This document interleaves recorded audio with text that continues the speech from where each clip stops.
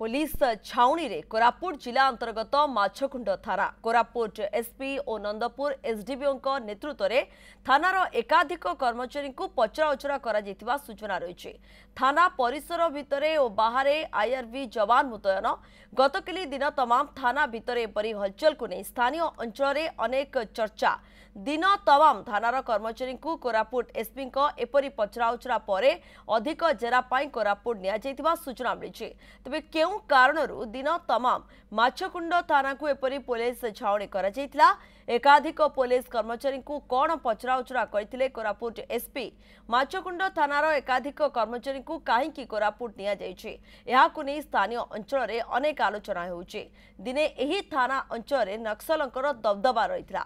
एही अंचल गंजेई माफियाक भूस्वर्ग। तेबे गंजेई कारोबार माछकुंड थानार कर्मचारी संपृक्ति सन्देह में कोरापुट एसपी एपरी पदक्षेप नैथिबा चर्चा होउछि। तेबे पुलिस तरफरु कोनोसी सूचना विधिवत भावे दिया जाय नाही। तेणु घटना को नहीं अधिक सन्देह घनीभूत होइछि।